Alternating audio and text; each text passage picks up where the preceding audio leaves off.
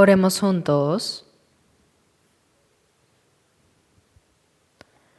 Nuestro Dios Padre, santo y misericordioso, que nos amas.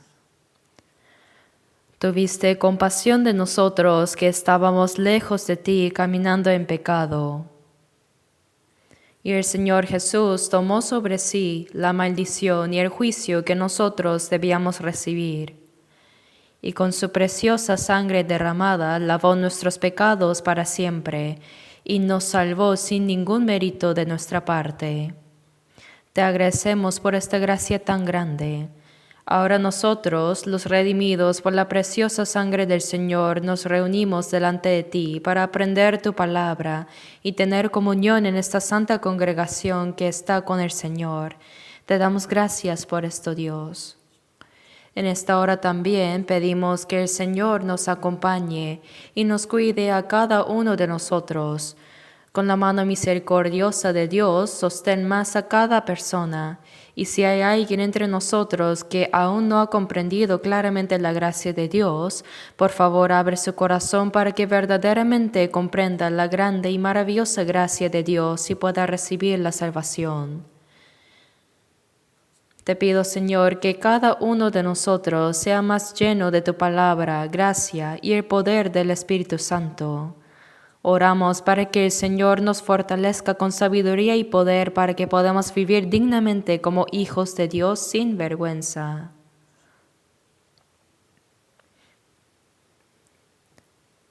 También a las muchas iglesias del mundo y a todos los hermanos que están guardando la fe y están predicando el Evangelio aún en medio de las dificultades, Señor, te ruego que los llenes más con tu gracia, palabra y el poder del Espíritu Santo, para que en cualquier circunstancia testifiquen valientemente el Evangelio del Señor para guiar a muchas almas perdidas delante de ti.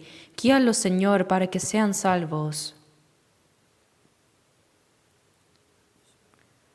Ahora también, Señor, te pido que estés en medio de nosotros. Enséñanos más lo que debemos hacer, porque aún somos muy débiles.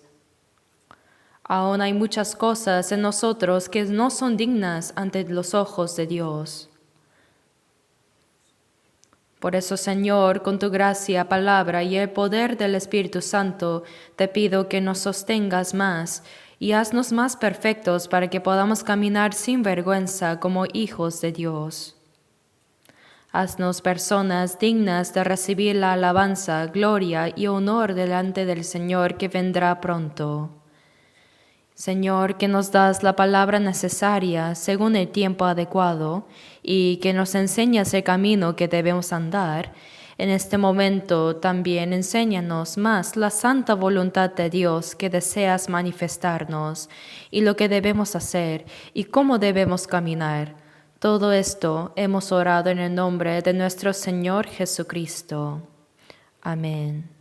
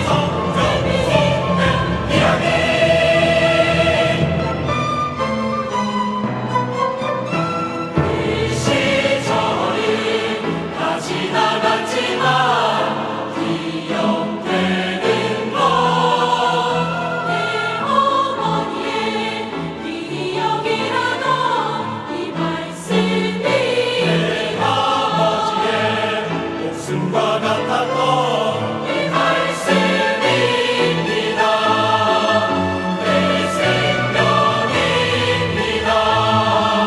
내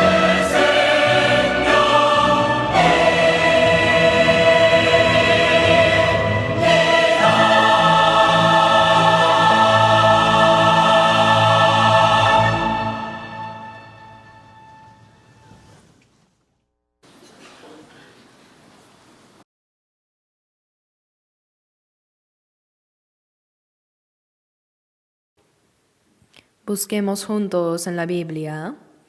Busquemos el Salmo 1, Salmo capítulo 1.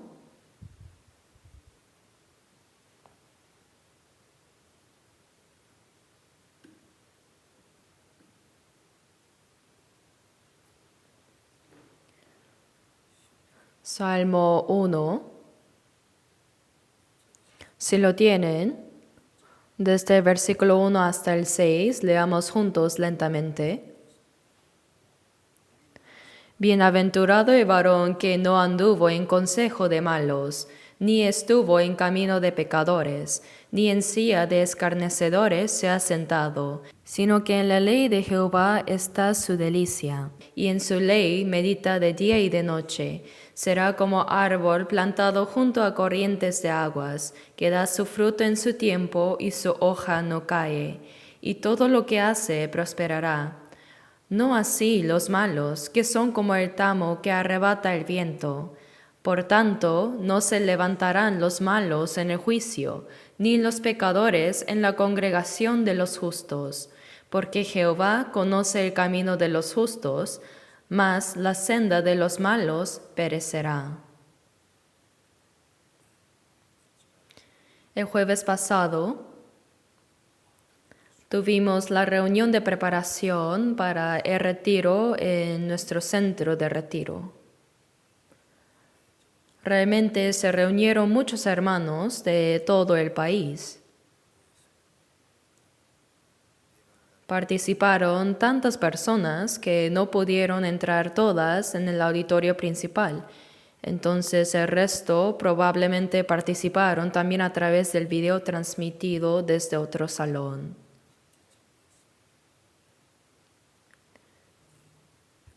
Cada año, el número de participantes en los retiros aumenta continuamente. Y creo que probablemente más personas reciben la salvación a través de los retiros. Por eso valoramos mucho nuestro centro de retiro. Y hasta ahora hemos trabajado diligentemente en su construcción, ¿verdad? Y ahora, como son muy insuficientes las instalaciones de hospedaje, acabamos de comenzar la construcción de 3 edificios de dormitorios. Ahora estamos en el proceso de mover la tierra. Y estimo que el periodo de construcción demorará unos 2 años. Cuando esos 3 edificios estén terminados, habrá aproximadamente 480 habitaciones más. Parece que será un poco más que las que tenemos actualmente.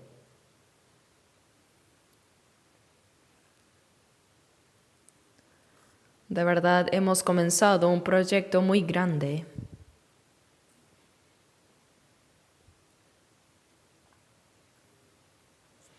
Si incluimos todos los edificios auxiliares, el área de construcción será aproximadamente de 33,000 metros cuadrados.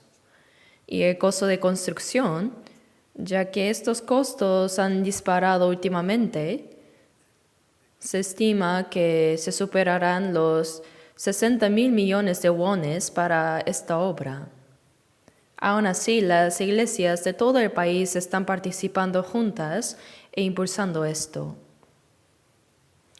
Agradecería si todos pudieran tener interés, orar juntos y participar de todo su corazón hasta que se complete esta gran obra.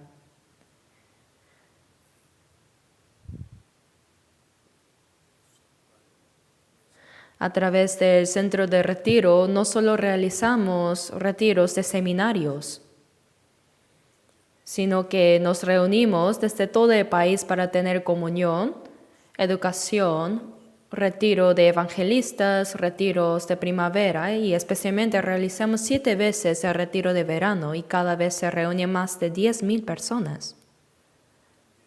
Además tenemos retiros de otoño y en los retiros de invierno los jóvenes se reúnen también en el centro de retiro. De diversas formas, el centro de retiro se usa de manera muy preciosa y pienso que si no lo hubiéramos tenido, nuestra iglesia habría sido muy diferente de lo que es ahora. A través del centro de retiro, las iglesias de todo el país llegan a tener un corazón unánime y juntas aprenden la palabra, predican y no solo predican en nuestro país, sino que cooperan diligentemente para la misión mundial. Lo están haciendo muy bien. Incluso ahora también nuestro centro de retiro es muy grande, pero una vez que se complete toda el área que se está construyendo, creo que por lo que sé, no habrá un centro de retiro más grande que el nuestro en todo el mundo. No es para comparar con otros, sino que lo hacemos por necesidad. Por eso tenemos que orar juntos y cooperar para esta obra. Realmente debemos hacer nuestro mejor esfuerzo para que más almas reciban la salvación en esta última oportunidad que nos dio el Señor antes de que Él regrese, ¿verdad?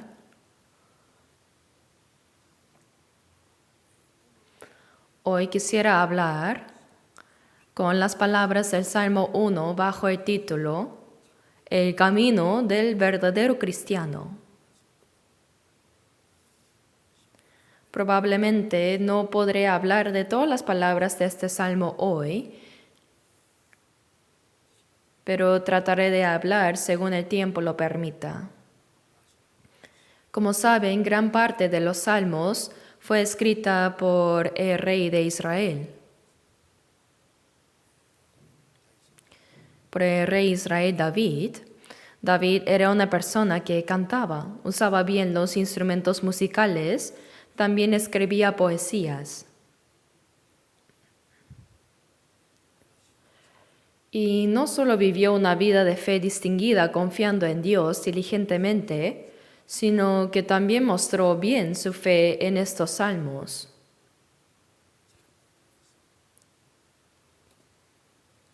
En especial, el Salmo 1 creo que es representativo de todo el resto de los 150 capítulos de Salmos.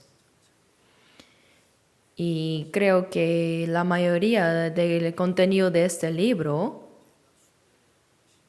fue escrito por el rey David.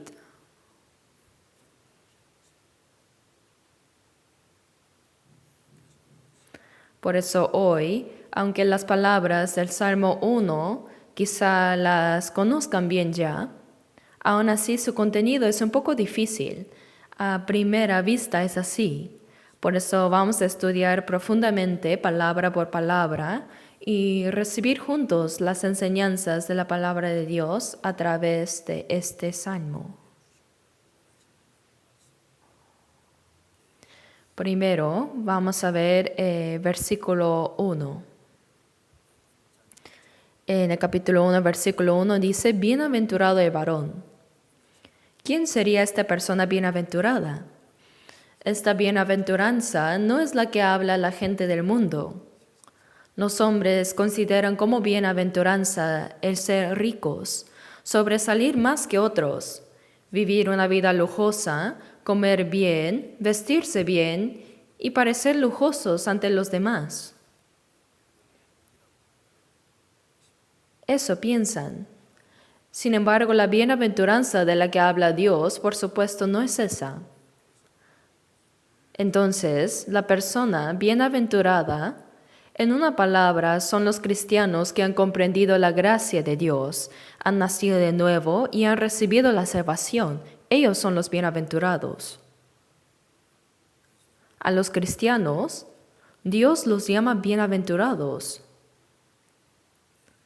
Los capítulos 5, 6 y 7 de Mateo se llaman el Sermón del Monte.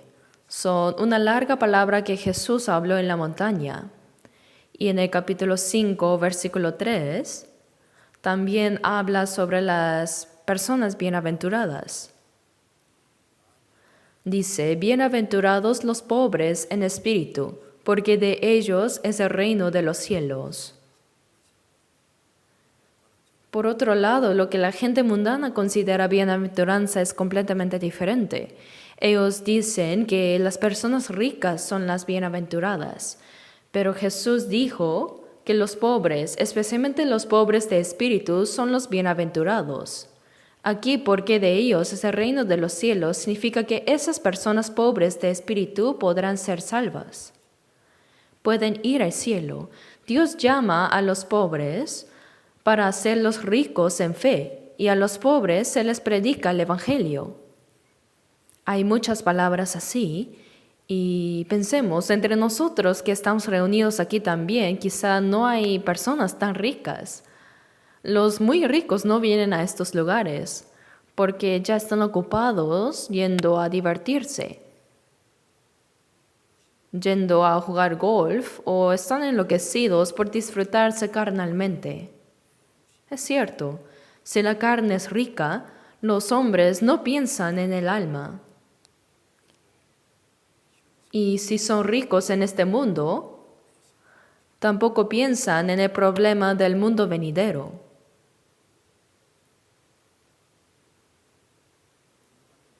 Y si son ricos, se enorgullecen pensando que pueden hacer cualquier cosa. Por eso no se vuelven a Dios. De verdad, es muy difícil que los ricos reciban la salvación. Yo también desde pequeño viví muy pobremente, por eso ahora pienso que fue una gran fortuna y bendición haber vivido en tanta pobreza. Si hubiera nacido en una familia rica y hubiera vivido lujosamente, ¿quién sabe dónde estaría ahora? Todos nosotros somos iguales, ¿no? Por eso esta palabra, bienaventurados los pobres en espíritu, porque de ellos es el reino de los cielos, significa que pueden ser salvos. Y el versículo 4 dice, bienaventurados los que lloran, porque ellos recibirán consolación. No se refiere a las personas que lloran por las cosas carnales, sino por sus pecados. Para recibir la salvación, ser pobre materialmente significa sentir la vanidad de la vida, reconocer la vanidad de venir y de partir de este mundo con las manos vacías. Y otra cosa es que estamos en pecado apartados de Dios. Debemos saber llorar por el pecado. Por eso dice, bienaventurados los que lloran porque ellos recibirán consolación. ¿Por qué consolación? Una persona que ha cometido grandes pecados debía recibir el castigo eterno. Pero ¿qué mayor consolación podría haber que recibir el perdón de sus pecados? Por eso, bienaventurados los que lloran porque ellos recibirán la consolación, significa que comprenderán la gracia de Dios y recibirán el perdón de pecados.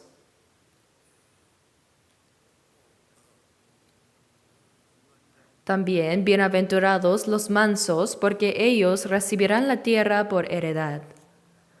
Ser manso. Jesús dijo en Mateo 11:29, llevad mi yugo sobre vosotros y aprended de mí, que soy manso y humilde de corazón. Ser manso es el corazón que obedece silenciosamente a la palabra de Dios sin importar qué sufrimiento haya. Después de recibir la salvación, nace ese corazón manso.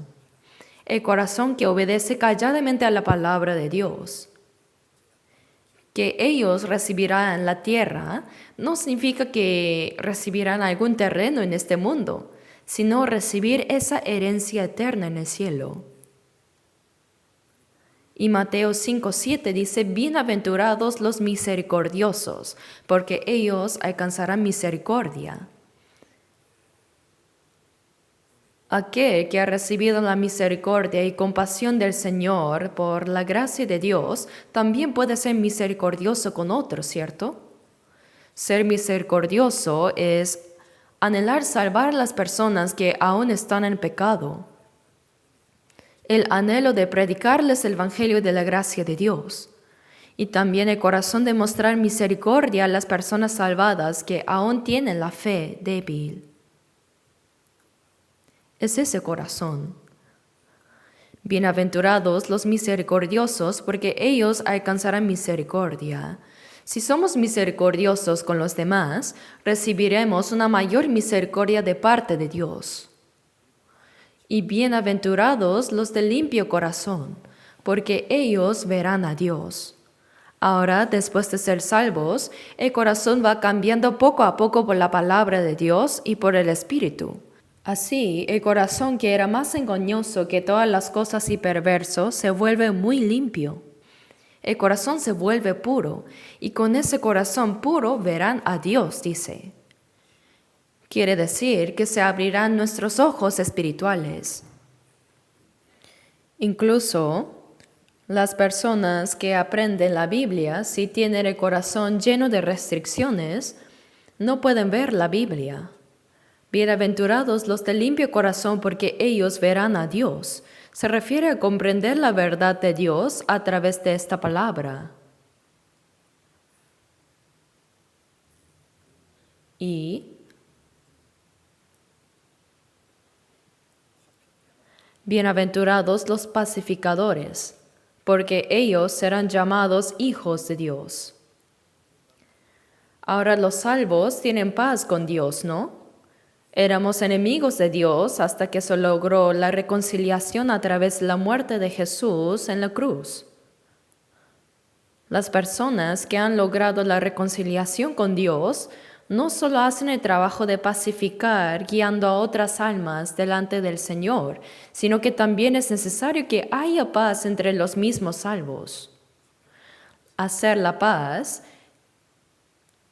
es vaciar el corazón propio y aceptar a la otra parte. Para lograr la paz con Dios, los salvos no solo deben esforzarse entre ellos, sino también guiar a otros que aún no son salvos para que puedan tener esa misma paz con el Señor. En Colosenses 1:20 dice que Jesús hizo la paz mediante la sangre de su cruz, ¿verdad? La palabra dice que ellos serán llamados hijos de Dios. Nosotros que estábamos lejos de Dios, caminando en pecado, recibimos la salvación y se logró la paz con Dios, la paz entre los salvos. Eso es la iglesia. Por eso, una evidencia clara de haber recibido la salvación es que ahora se logra la armonía entre los salvos. Sin embargo, hay personas que dicen que son salvos, pero que no se llevan bien y les gusta reunirse con otros salvos. Eso está un poco mal, ¿no? Mateo 12:30. En este pasaje, Jesús dijo: "El que conmigo no recoge, desparrama". Todos nosotros nos habíamos apartado de Dios, cada uno por su camino, pero Dios nos reunió en Cristo, ¿no? El que conmigo no recoge, desparrama. En Efesios 4:3 dice: solícitos en guardar la unidad del Espíritu, para que la iglesia sea una. Pero los que desparraman eso son los que van contra esta obra que el Señor está haciendo. Algunas personas no logran armonía incluso entre los hermanos salvos. Hay algunos que tienen una postura, opinión y voluntad muy fuerte que juzgan incondicionalmente a otros, pero de verdad no debemos ser así. Debemos tener un corazón más amplio. Y Mateo 5:10 dice: bienaventurados los que padecen persecución por causa de la justicia, porque de ellos es el reino de los cielos. Al principio, en el versículo 3, apareció el primer reino de los cielos, y ahora, después de mencionar las 7 bienaventuranzas, aquellos que han recibido estas 7 bienaventuranzas reciben también la persecución mientras viven en esta tierra. Como el Señor fue perseguido, los salvos que reciben persecución por la justicia, por vivir según la voluntad del Señor, son bienaventurados, porque de ellos es el reino de los cielos. Por eso Mateo 5 se llaman las 8 bienaventuranzas. Pero en el Salmo 1 solo dice, bienaventurado el varón. Pero creo que las personas bienaventuranzas no solo han recibido la salvación, sino que también incluyen el carácter de los cristianos salvados que Jesús habló en Mateo 5. Los bienaventurados son los cristianos que han comprendido la gracia de Dios y han recibido la salvación. No hay nadie que haya recibido mayor bendición que aquellos que recibieron el perdón de sus pecados por la gracia de Dios, ¿cierto? No hay bendición más grande que recibir la salvación eterna y tener la esperanza segura de ir al cielo eterno, ¿verdad?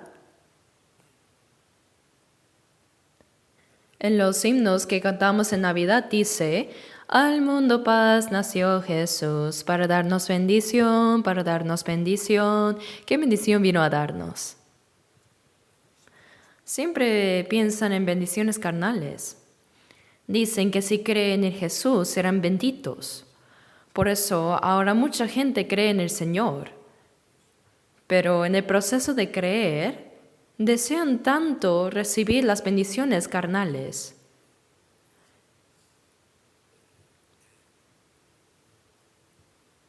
Entonces, si ven cómo oran esas personas, oran para que toda la familia tenga salud, para que el negocio de su esposo vaya bien, para que todo prospere.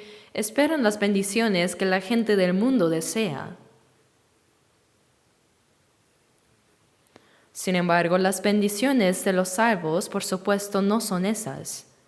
Si esas cosas fueran bendiciones, entonces Jesús, quien vino a este mundo, vivió de la manera más pobre. Él fue concebido en el cuerpo de una virgen y como no había lugar donde nacer, nació en un establo de animales, en un pesebre de animales. Y creció durante 30 años como hijo de un carpintero pobre. Y durante 3 años y medio de ministerio público, no tuvo donde recostar la cabeza y lo único que tenía Jesús como realmente suyo era la cruz. ¡Cuán pobre era! Y el apóstol Pablo, que siguió más de cerca al Señor, antes de que él conociera a Cristo, fue una persona que alcanzó el más alto aprendizaje en la escuela de Gamaliel. Era fariseo de fariseos. También nació de la tribu de Benjamín, de donde salió el primer rey de Israel. Y también puso su nombre, Saulo, como el primer rey. Por eso, ciertamente, él era una persona humanamente sobresaliente. Era muy sobresaliente, era judío y al mismo tiempo tenía la ciudadanía romana. Pero después de encontrar a Jesús, él se volvió realmente pobre. Los judíos lo siguieron continuamente para matarlo. Varias veces estuvo a punto de morir y muchas veces fue encarcelado y fue azotado incontables veces. Estuvo muchas veces sin poder dormir, sin comer, con frío y temblando. Murió apedreado que lo dejaron afuera, pero volvió a vivir y predicó nuevamente. Luego fue a Roma, evangelizó 2 años ahí y finalmente murió decapitado. Entonces, carnalmente fue una persona que se arruinó por creer en Jesús. Pero el apóstol Pablo dijo en 2 Corintios 6:10, como no teniendo nada más poseyéndolo todo. Y no solo él, sino que nosotros, por Cristo, aunque lleguemos a ser pobres materialmente en este mundo, somos espiritualmente ricos, las personas más ricas, las más benditas. Por eso aquí en el Salmo 1 también, cuando dice bienaventurado el varón, se refiere a los cristianos renacidos. Ustedes y yo que estamos aquí correspondemos a eso. Los bienaventurados son los cristianos salvos, los que han recibido el perdón de pecados y la salvación eterna, y los que han llegado a ser hijos de Dios y tienen la esperanza de entrar en el cielo eterno. ¿Qué mayor bendición que esa puede haber, no? Pero aquí, ahora se explica cómo debe vivir el bienaventurado, el cristiano renacido.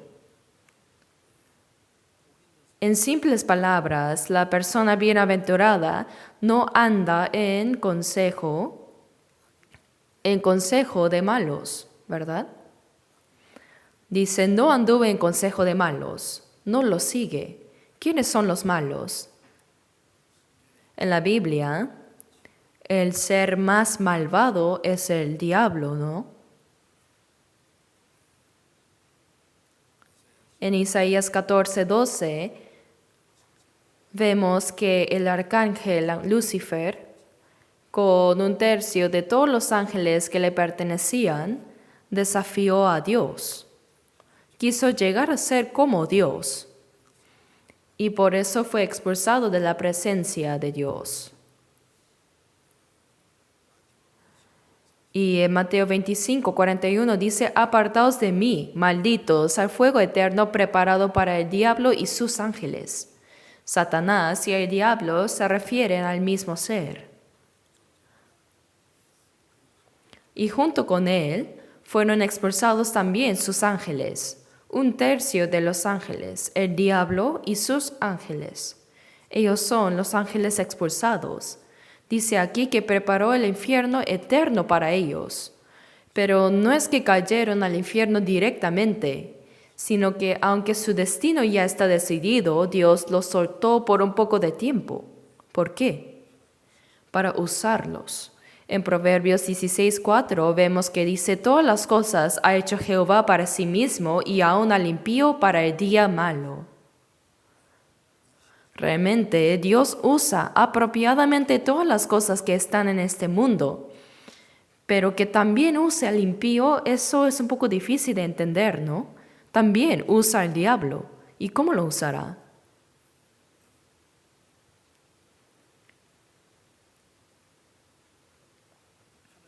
Entre todas las criaturas que Dios hizo, el ángel es el ser más glorioso. Es un ser con más poder después de Dios. No obstante, los ángeles son espíritus ministradores de Dios, es decir, son servidores, son obreros de Dios.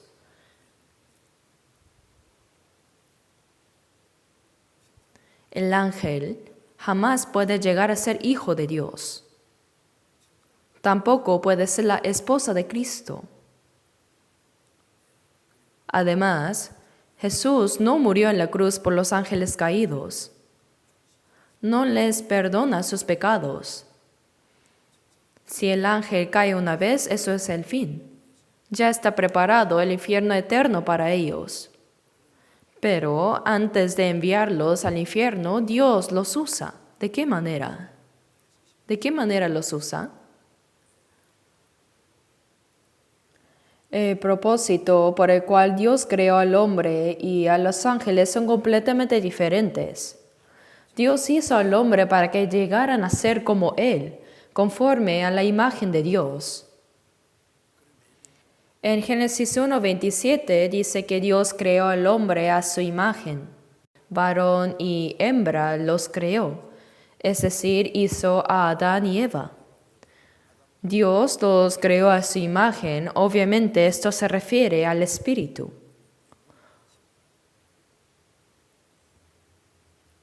Dios los hizo a su imagen, pero ¿qué pasó en el huerto de Edén? Para llegar a ser como Dios,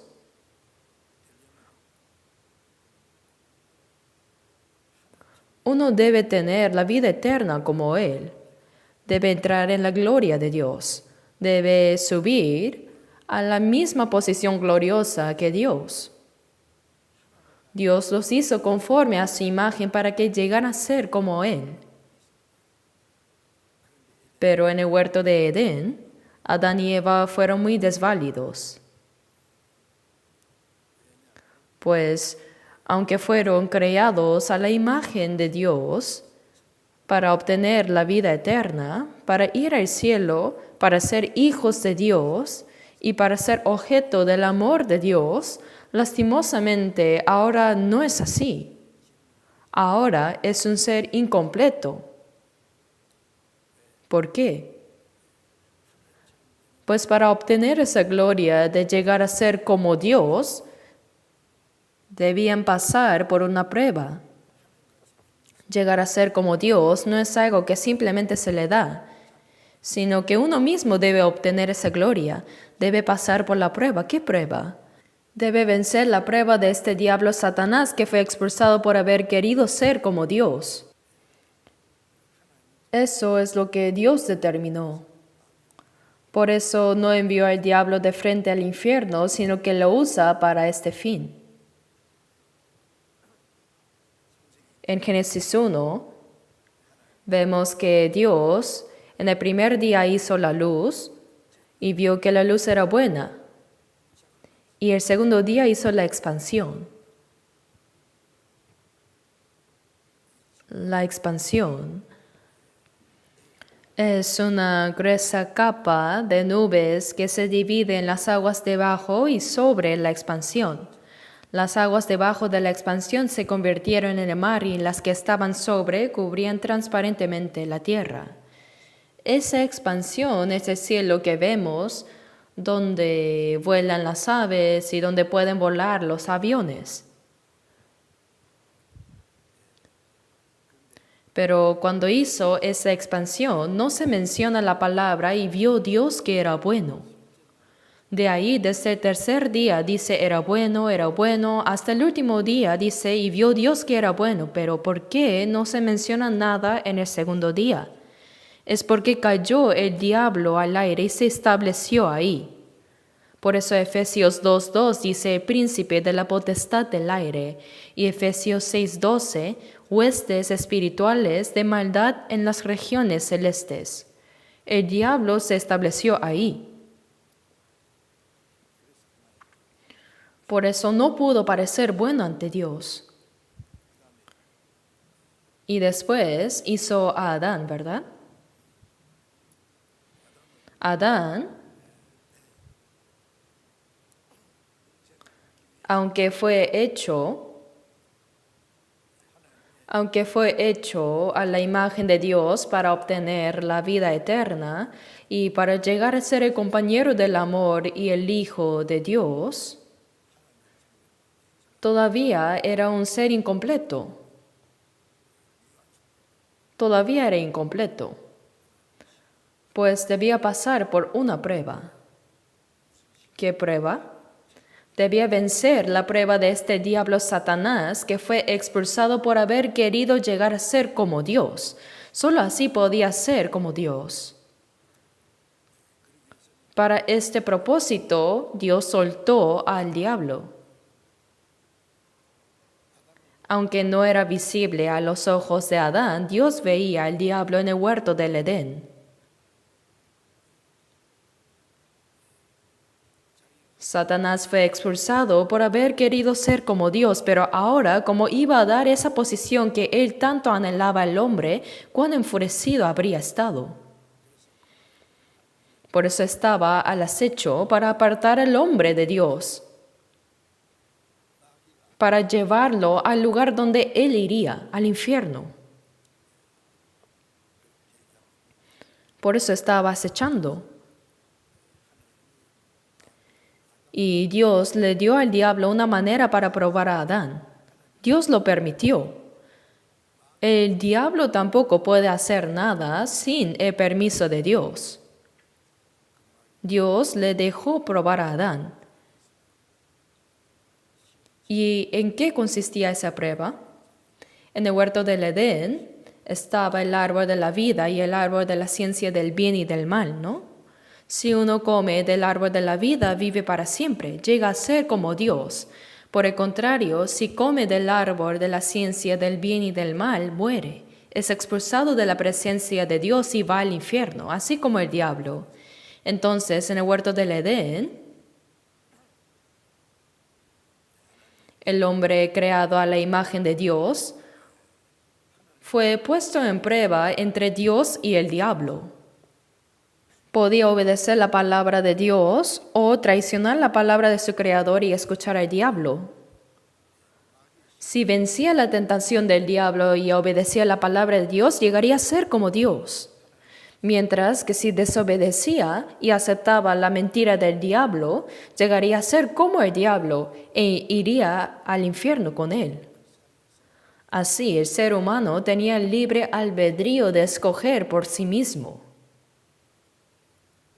Pero como ya sabemos,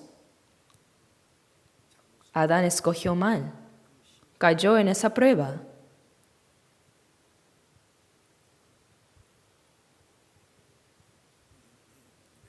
Pero los bienaventurados, o sea, los salvos, ya no andan en consejo de malos. Este malo se refiere primeramente al diablo.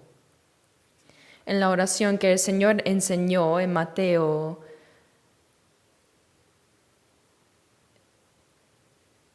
6:13 dice, y no nos metas en tentación, mas líbranos del mal, ¿no? Pero del mal significa del maligno. Entonces significa líbranos de esa tentación del diablo, de las fuerzas del diablo. Por eso primero, ante los ojos de Dios, ¿quién es el más malvado? Es el diablo.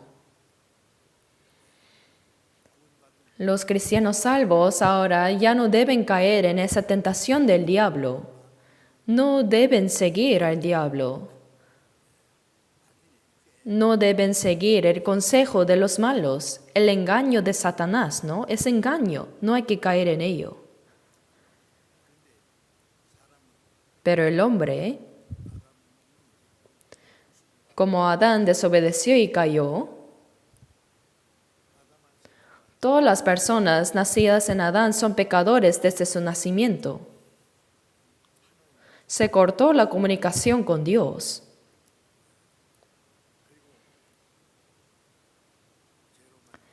Y por causa del pecado en la tierra maldita, deben sudar y trabajar para comer y vivir. El vivir mismo en este mundo es una maldición y un sufrimiento de trabajo.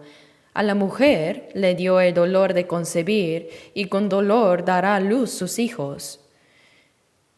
Así, el vivir mismo del ser humano es trabajo, tristeza y una maldición.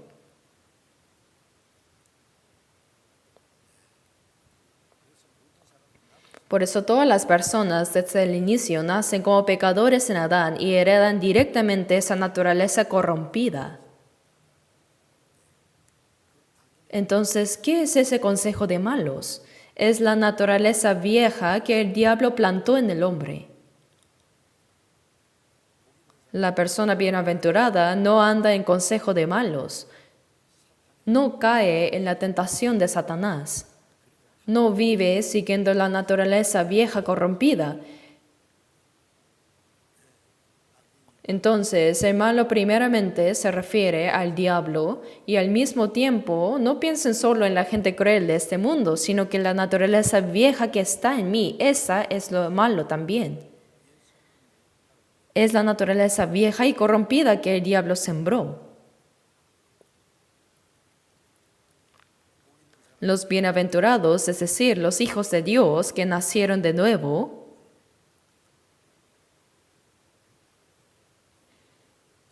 ya no deben vivir siguiendo los deseos de la carne corrompida, sino siguiendo al Espíritu Santo ahora. No vivir siguiendo la tentación del maligno, del diablo, tampoco según nuestros deseos carnales, sino vivir siguiendo la guía del Espíritu Santo.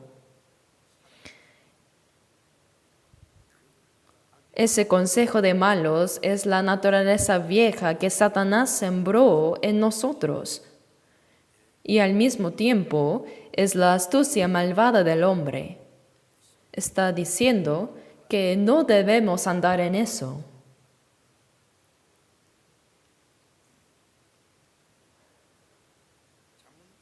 Proverbios 1:10 dice, Hijo mío,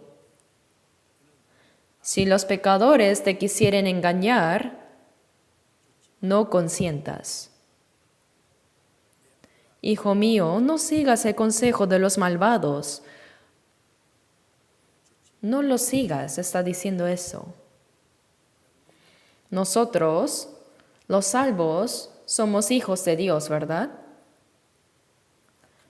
Pero dice que no sigamos el consejo de los pecadores.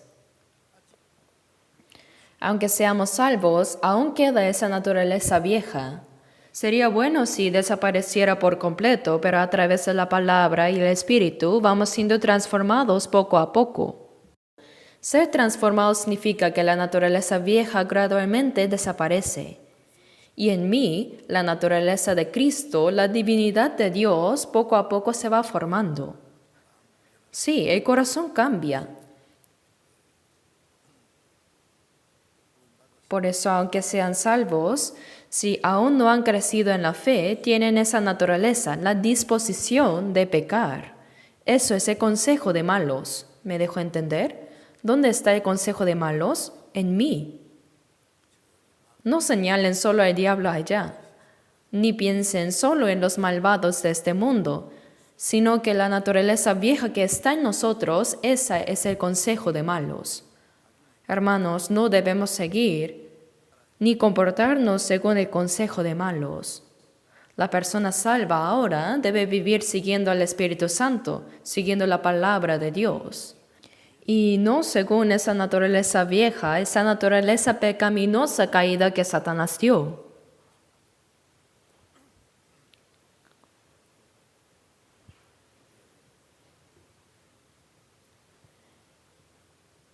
En Gálatas 5:16 dice, andad en el Espíritu, y no satisfagáis los deseos de la carne. Es la palabra dirigida a los salvos.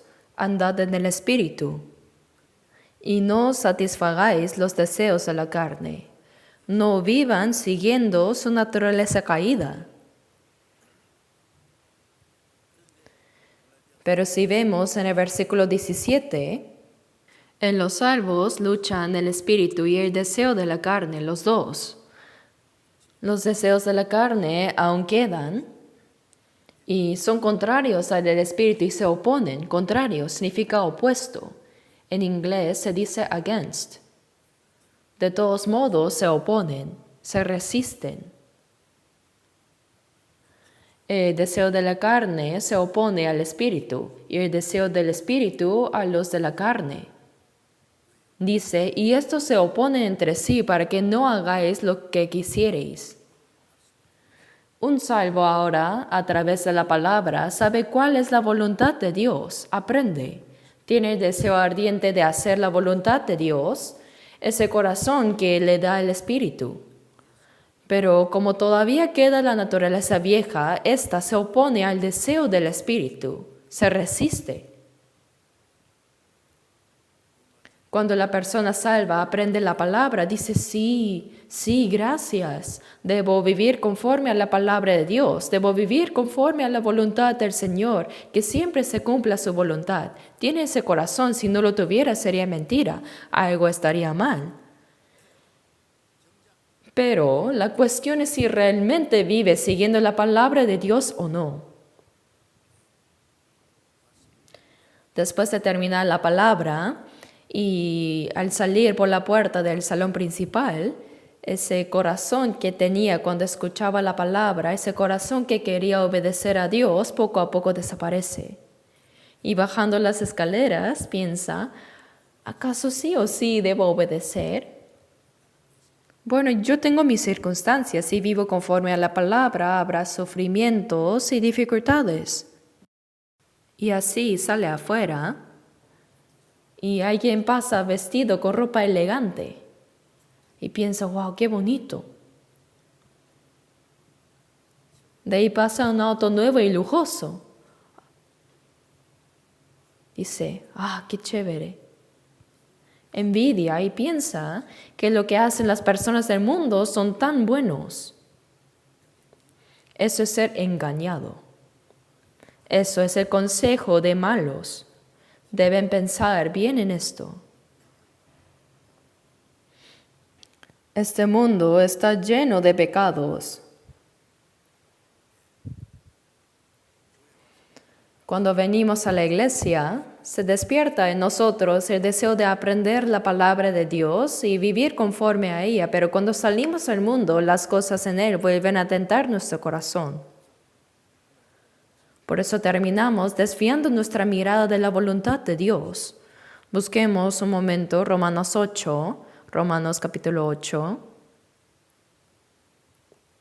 Romanos 8, versículos 7 y 8.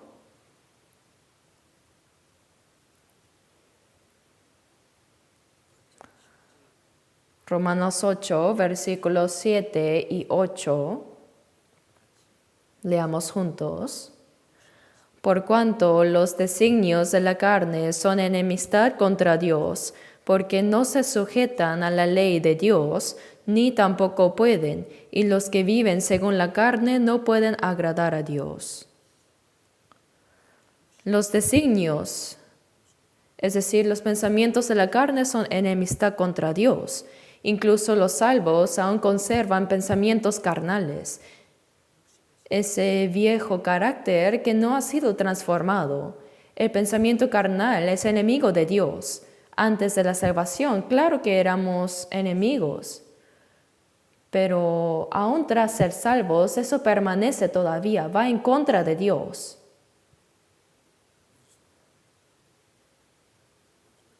Por eso en Mateo 10:36 dice que los enemigos del hombre serán los de su casa. También dentro de mí hay un enemigo, que es la parte que no quiere obedecer a la palabra de Dios. Como es enemigo de Dios, no se sujeta a la ley de Dios ni tampoco puede, dice. La carne no quiere someterse a la ley de Dios. Siempre está el otro pensamiento de ¿realmente tengo que vivir conforme a su palabra? La carne no se somete a la ley de Dios, por eso debe ser transformado. Hasta que haya un cambio, la carne y el Espíritu Santo dentro de nosotros están en una constante lucha. Por eso los que viven según la carne no pueden agradar a Dios. Aunque hayan sido salvos, si aún viven arrastrados por la carne, no pueden agradar a Dios. La carne tiene un corazón que se opone a Dios. Debemos tener en cuenta que en nosotros todavía queda ese viejo carácter que puede ser utilizado por el diablo. Ahora veamos Romanos 8, versículos 13 y 14. Leamos juntos. Porque si vivís conforme a la carne, moriréis.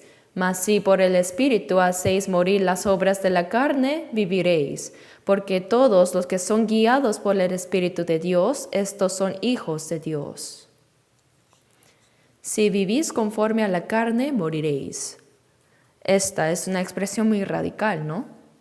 Una persona que dice haber recibido la salvación, si vive conforme a los deseos de la carne, no solo morirá su cuerpo, sino que su alma podría ir al infierno eternamente, y eso podría ser prueba de que no fue salvo en realidad.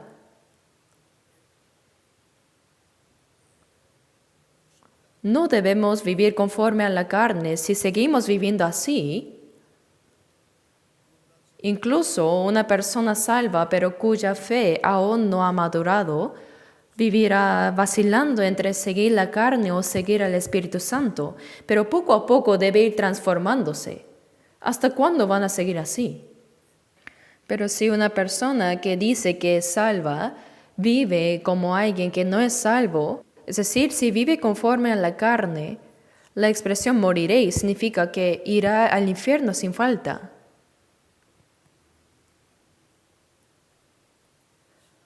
La vida cristiana no es una vida religiosa. La religión se basa en realizar ciertos rituales y pensar que con eso basta. Pero la vida cristiana no es eso. Es aprender la palabra de Dios y vivir guiados por el Espíritu Santo. Debemos vivir guiados por el Espíritu Santo. Si vivís conforme a la carne continuamente, moriréis. Al ver esta expresión moriréis,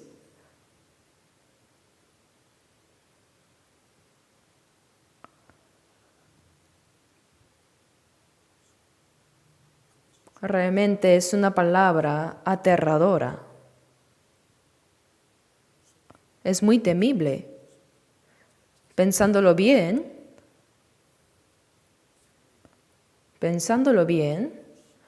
no se refiere solo a la muerte física, sino también a la muerte eterna. Mas si por el Espíritu hacéis morir las obras de la carne, viviréis. El cristiano debe, por el Espíritu Santo, hacer morir las obras de la carne, debe vencer. ¿Hasta cuándo vamos a seguir viviendo conforme a la carne? Debemos examinarnos a nosotros mismos. Decimos que somos salvos, que somos cristianos. Decimos que hace años fuimos salvos. Y en la iglesia nos llamamos hermanos y hermanas. Y en la iglesia vivimos como corresponde a los salvos, pero en nuestra vida diaria no vivimos guiados por el Espíritu Santo, sino conforme a la carne. Si vivimos conforme a la carne, ¿qué es eso entonces? ¿No sería la evidencia de que no son salvos todavía? ¿Cómo puede un salvo vivir así? Por eso la palabra, si vivís conforme a la carne, moriréis, es una expresión muy aterradora. Mas si por el Espíritu hacéis morir las obras de la carne, viviréis. La persona salva tiene en ella el Espíritu Santo. Romanos 8:9 dice, si alguno no tiene el Espíritu de Cristo, no es de él. El Espíritu Santo habita en los creyentes. El Espíritu Santo poco a poco somete la carne y transforma nuestro corazón para guiarnos a vivir conforme a la voluntad de Dios gradualmente. Por eso, todos los que son guiados por el Espíritu de Dios, estos son hijos de Dios. El Espíritu de Dios es el Espíritu Santo, ¿no? La expresión del Espíritu de Dios, de Cristo, el Espíritu Santo significan lo mismo. Ser guiados por el Espíritu de Dios es la evidencia de que somos hijos de Dios. Pero si alguien no vive en absoluto según el Espíritu,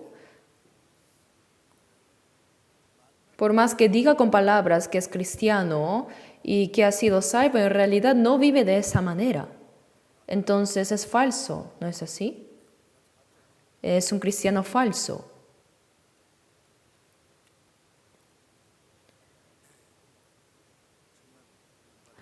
Aquí se explica bien sobre cómo debe vivir un salvo, un cristiano, si es que realmente es bienaventurado. Bienaventurado el varón que no anduvo en consejo de malos, el consejo de malos.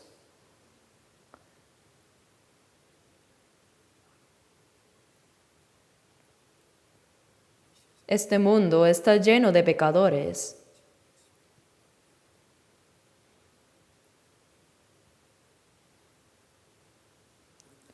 En 1 Corintios 15:33 dice, no erréis. Las malas conversaciones corrompen las buenas costumbres. Se dice que si conoces a los amigos de una persona, puedes conocer cómo es ella. Si nos acercamos a personas que son verdaderamente cristianos y llevan una fe firme, llegamos a parecernos a ellos.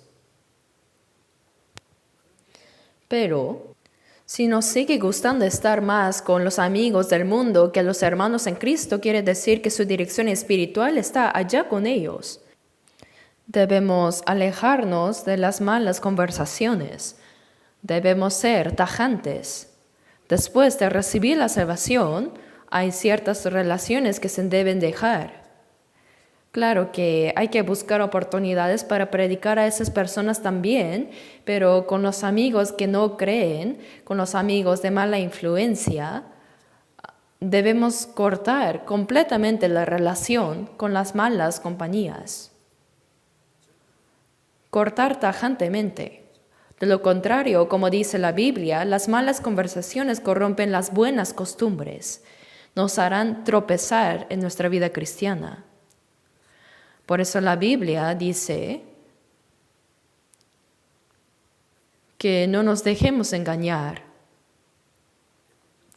En 1 Pedro 5, versículos 8 y 9 dice, «Sed sobrios y velad, porque vuestro adversario, el diablo, como el león rugiente, anda alrededor buscando a quien devorar». El diablo anda como el león rugiente buscando a quien devorar. Las personas no salvas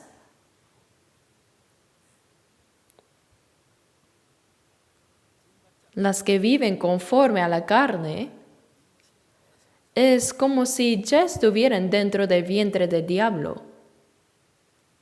Ya han sido devoradas.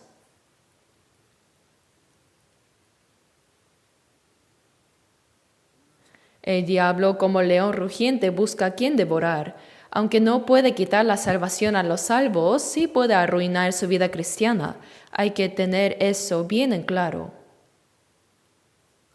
Entonces, si un salvo fracasa en su vida cristiana y vive como si no fuera salvo, bueno, algunos dirían, es salvo, solo que es carnal.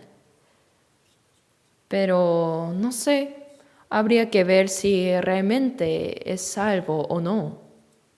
Hay que ver.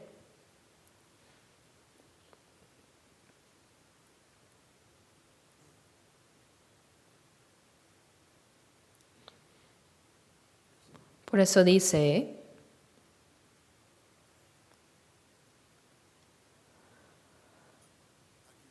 no anduvo en consejo de malos, ni estuvo en camino de pecadores. El camino de los pecadores. Hay un camino por el que andan los pecadores.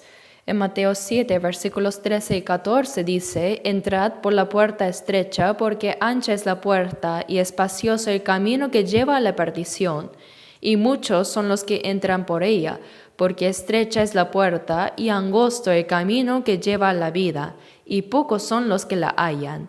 Hay dos caminos, ¿no? La puerta que lleva a la perdición es ancha y su camino espacioso, y muchos van por ahí. Mientras que la puerta que lleva a la vida es estrecha y su camino angosto, difícil, y pocos la hallan. Antes, yo pensaba que este pasaje distinguía entre los creyentes y los incrédulos.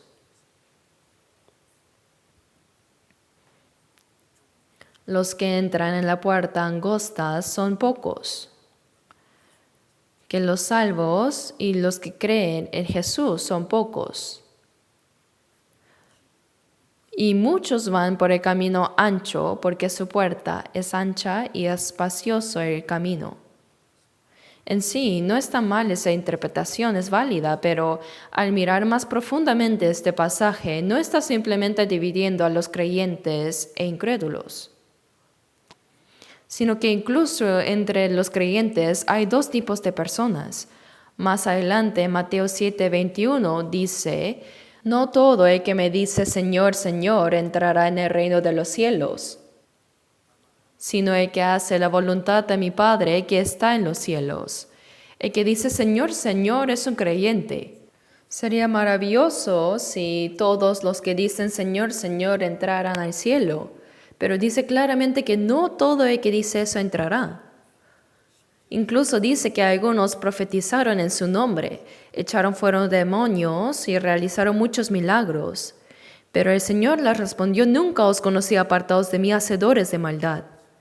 Esto quiere decir que uno puede actuar como profeta, pastor, evangelista, misionero, incluso doctor en teología. incluso sin haber recibido la salvación. Puede ser diácono, anciano o pastor. Encima, hay personas que en el nombre del Señor expulsan demonios y hacen milagros. Es impactante, ¿no? Pero el Señor dijo muy claramente: nunca os conocí, apartaos de mí, hacedores de maldad. El diablo también se disfraza como ángel de luz. Se presenta de una manera muy similar. Por eso, si analizamos bien este pasaje, veremos que la enseñanza sobre la puerta estrecha y la ancha no se trata simplemente de distinguir entre creyentes e incrédulos, sino que muestra que incluso entre los creyentes hay dos tipos de personas. Por ejemplo, Caín y Abel, ambos ofrecieron sacrificios, ¿verdad? Sin embargo, Dios aceptó el sacrificio de Abel y no el de Caín. Ambos adoraron a Dios. Ambos fueron diligentes en sus ofrendas. Esto nos enseña que también entre los creyentes existen dos tipos de personas. Vivimos ahora en una época de tradición cristiana en pleno siglo XXI. Hay muchas iglesias, muchos pastores y denominaciones. Es muy impresionante. Pero la gran pregunta es, ¿cuántos de ellos realmente han nacido de nuevo?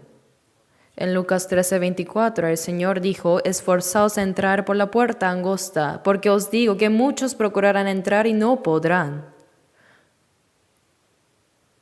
Los que procuran entrar son los que creen y desean ir al cielo. Pero, aunque desean entrar, muchos no lo logran. Muchos procurarán entrar y no podrán, dice. Luego continúa diciendo que una vez que la puerta del cielo se cierra, desde afuera clamarán: Señor, Señor, ábrenos. Y Él responderá: no sé de dónde sois. ¿Cómo que no nos conoces? Delante de ti hemos comido y bebido, estuvimos cerca de ti, aprendimos de ti, tú enseñaste en nuestras plazas.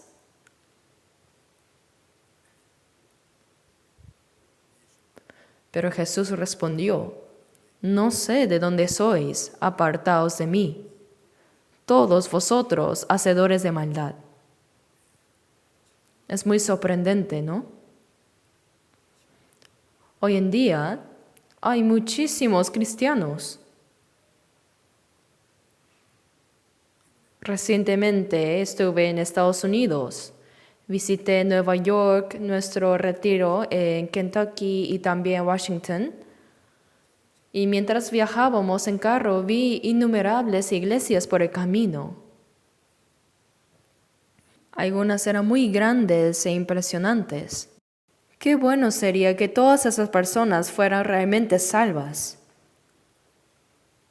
Invocan el nombre del Señor. Parecen ser creyentes firmes. Pero en verdad es muy difícil encontrar a alguien que realmente haya nacido de nuevo. Al decir esto, algunos pensarán que es una afirmación exagerada. Pero el mismo Señor dijo en Lucas 12:32, no temáis, manada pequeña, porque a vuestro Padre le ha placido daros el reino. Él no dijo manada grande, sino manada pequeña. Son muy pocos.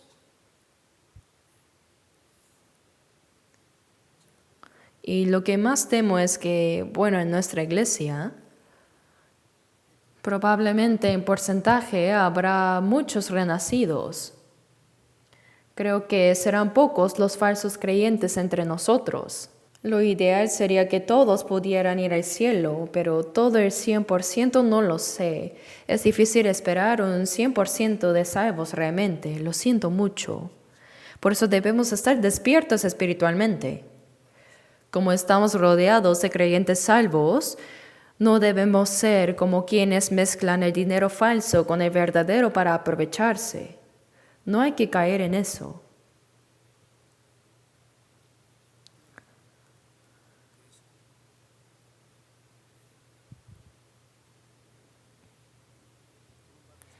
Dice que los salvos habitan en la congregación de los justos y que esta congregación de los justos es la iglesia, son los salvos. Los impíos y los pecadores no entrarán en la congregación de los justos, dice.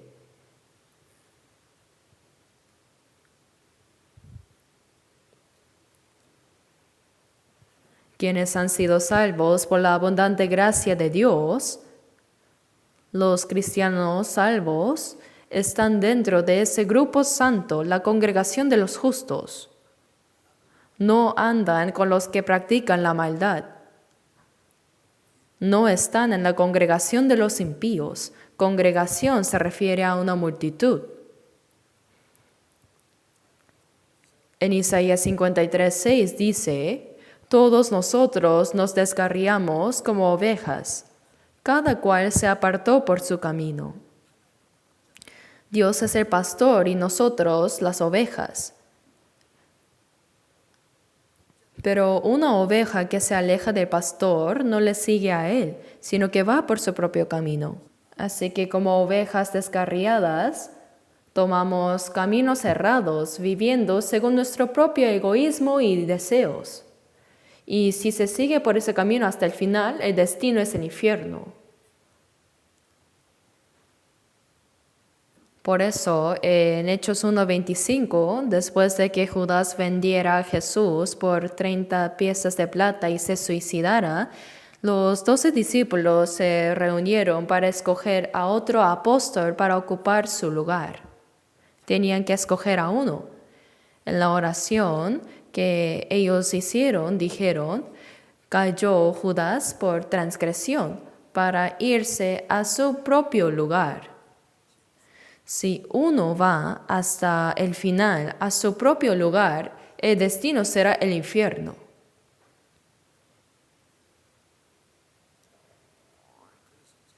Ir por el camino propio lleva inevitablemente a la destrucción. Por eso, ahora debemos seguir el camino que Dios ha establecido. Hebreos capítulo 10, versículo 20 dice que este camino es un camino nuevo y vivo que Él abrió a través del velo, esto es, de su carne. ¿Entienden qué quiere decir esto?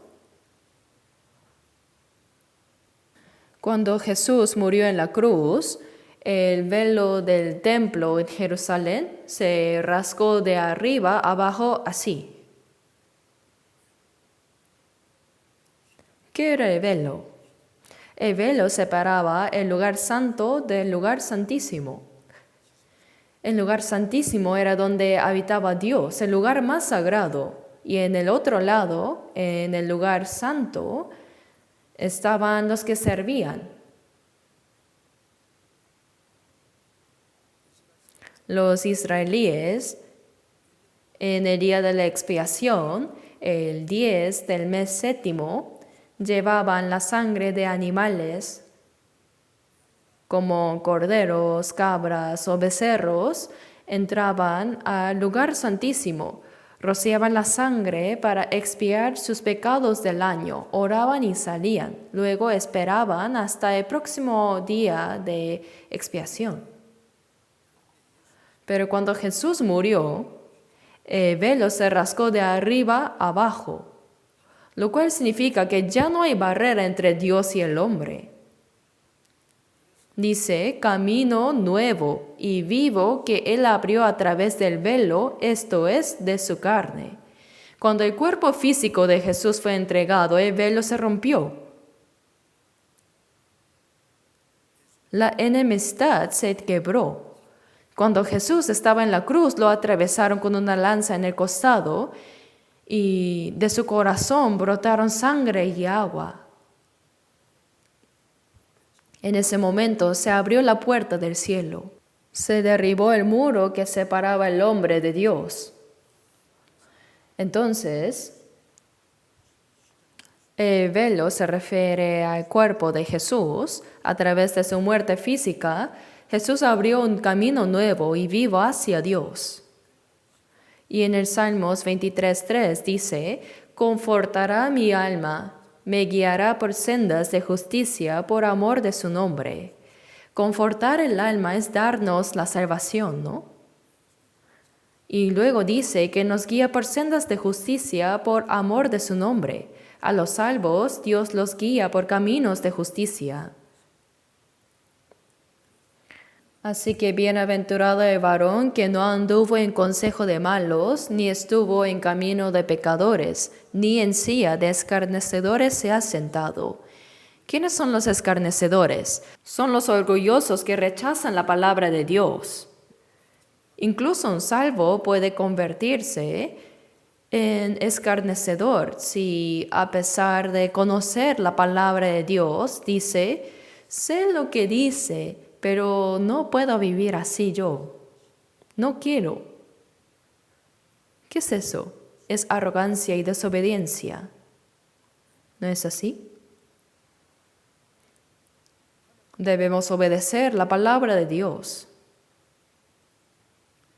Filipenses 2:8 dice que Jesús se hizo obediente hasta la muerte y muerte de cruz. Y Mateo 11:29 dice que Jesús fue manso y humilde de corazón, y según Isaías 53:7 fue como cordero, fue llevado al matadero, y como oveja delante de sus trasquiladores enmudeció y no abrió su boca. Eso es ser manso. Los salvos, sin importar la aflicción y dificultad, obedecen silenciosamente. Esa es la mansedumbre.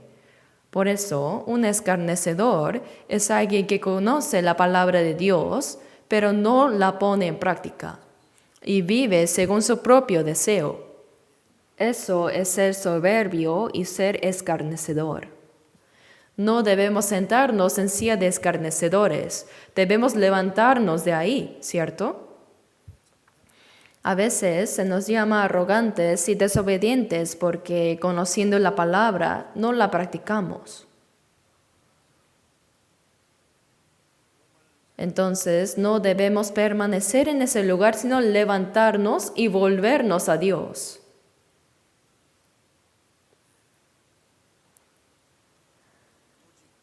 Veamos en la Biblia, busquemos juntos, Salmos 1.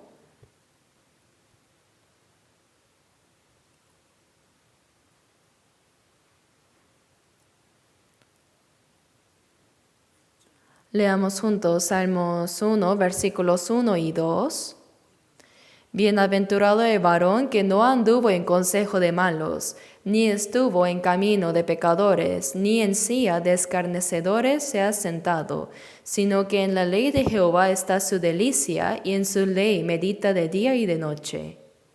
El cristiano bienaventurado no cae en el consejo del malo, quien es el diablo, que vive según la carne corrompida, es decir, no sigue sus malos deseos, y no se para en el camino de los pecadores, no sigue los caminos del mundo, no se sienta en la silla de escarnecedores, es decir, no permanece en la actitud de quienes, conociendo la palabra, se niegan a obedecerla,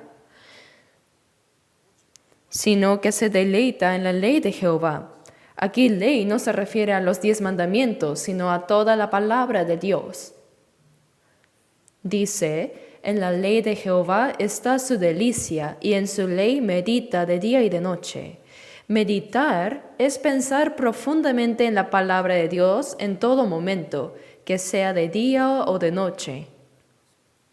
Es pensar profundamente en ella.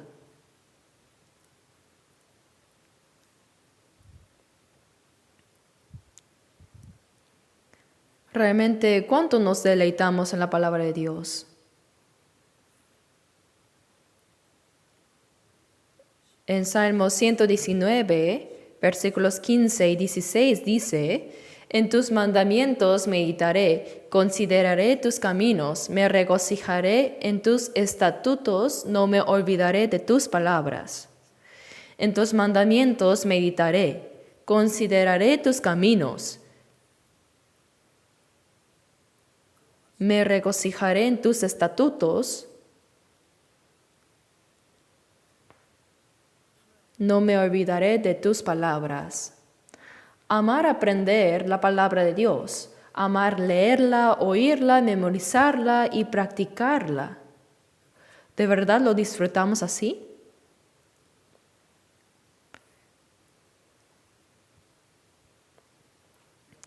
En el Antiguo Testamento, a diferencia de nosotros, no tenían acceso tan fácil a la Biblia.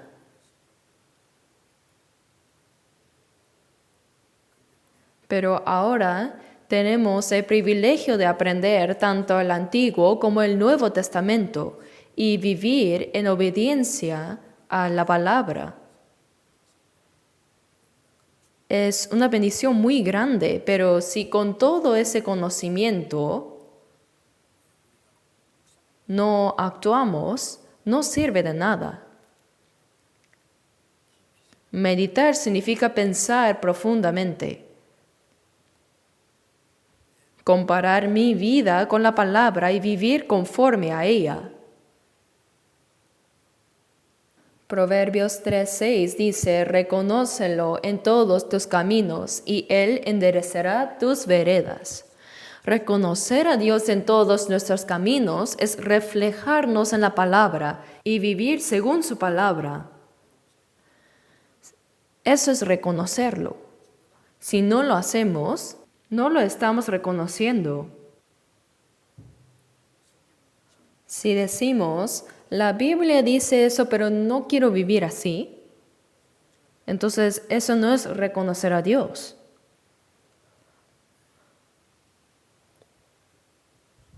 Debemos meditar de día y de noche en la palabra de Dios y deleitarnos en ella y no olvidarla. En Salmo 119:50, con respecto a la palabra, dice que ella es mi consuelo en mi aflicción, porque tu dicho me ha vivificado. Tu dicho me ha vivificado. En medio de la aflicción, la palabra de Dios es nuestro consuelo. Aunque pasamos muchas dificultades en esta vida, la palabra de Dios nos consuela. Tu dicho, oh Dios, me ha vivificado. Ella es mi consuelo. Aunque pasemos dificultades, si aprendemos la palabra, nos deleitamos en ella y deseamos vivir conforme a ella, realmente la palabra nos vivificará. Realmente nos hará vivir.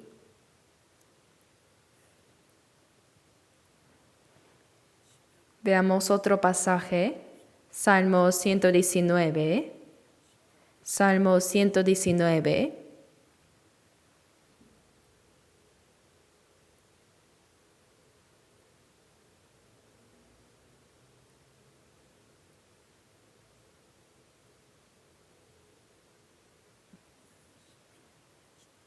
Salmo 119, versículo 56. 56, leamos juntos. Estas bendiciones tuve porque guardé tus mandamientos. Pensémoslo bien. Estas bendiciones tuve porque guardé tus mandamientos. Algunos piensan que sus posesiones materiales son su verdadero patrimonio y bendición.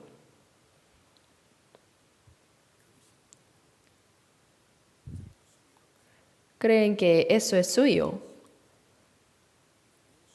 Pero el salmista dice que su verdadera posesión es haber guardado la palabra de Dios.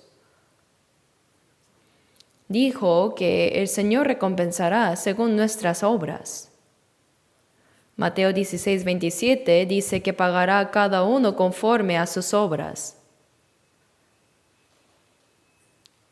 Y en Apocalipsis 22:12 dice, he aquí yo vengo pronto y mi galardón conmigo para recompensar a cada uno según sea su obra.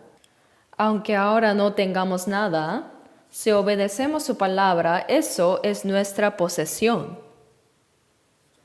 Esa es la verdadera riqueza, Quien obedece la palabra será un heredero eterno ante el Señor. Esa es nuestra verdadera herencia. Dice, estas bendiciones tuve porque guardé tus mandamientos.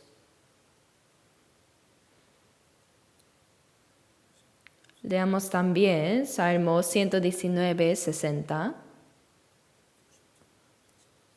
Leamos juntos. Me apresuré y no me retardé en guardar tus mandamientos. Me apresuré y no me retardé en guardar tus mandamientos. Hay que apresurarnos a obedecer los mandamientos del Señor. Si llegamos a entender la palabra, debemos hacer todo lo posible por obedecerla sin postergarla. No hay que retardarlo. Leamos también versículo 63. Compañero soy yo de todos los que te temen y guardan tus mandamientos. Compañero soy yo de todos los que te temen. Se refiere a los verdaderos salvos.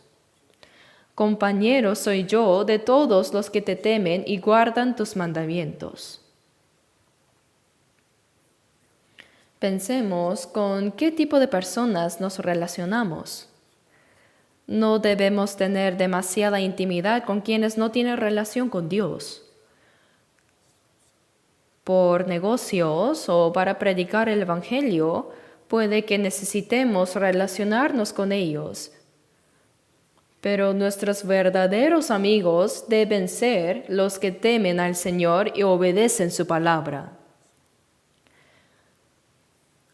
A través de esos compañeros fieles debemos tener comunión. Dice que uno puede conocer el carácter de una persona al ver a los amigos que tiene. Si solo se rodea de personas necias, está mal. Debemos tener comunión sincera dentro del pueblo de Dios con los que guardan su palabra. Tengo, de verdad, muchas cosas que decir sobre este salmo, pero después hay que verlo más profundamente otra vez.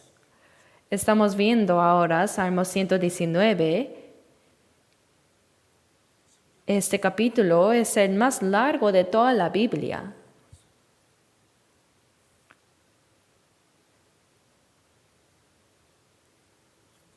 Es un capítulo que tiene 176 versículos. Es extenso, pero está al centro de la Biblia.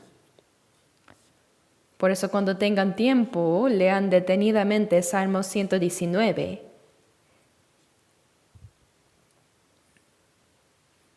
La próxima vez voy a seguir con la prédica. Por eso, bienaventurado el varón que no anduvo en consejo de malos, ni estuvo en camino de pecadores, ni en silla de escarnecedores se ha sentado, sino que en la ley de Jehová está su delicia y en su ley medita de día y de noche. Debemos aprenderla, memorizarla y practicarla en nuestra vida diaria. Oremos juntos. Padre Dios misericordioso, gracias por habernos salvado en estos últimos tiempos que tú has designado y por habernos separado de toda maldad del mundo. Gracias por guiarnos a vivir para tu voluntad y gloria durante el resto de nuestras vidas. Haz que nuestros corazones y vidas sean dignos y sin vergüenza como hijos santos de Dios, y haz que podamos vivir solo para tu voluntad y gloria en medio de tu pueblo santo. Ayúdanos a ser hallados dignos de alabanza, honra y gloria ante el Señor que regresará pronto.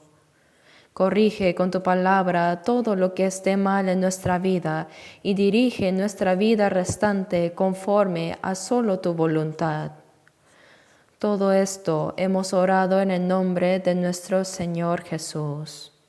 Amén.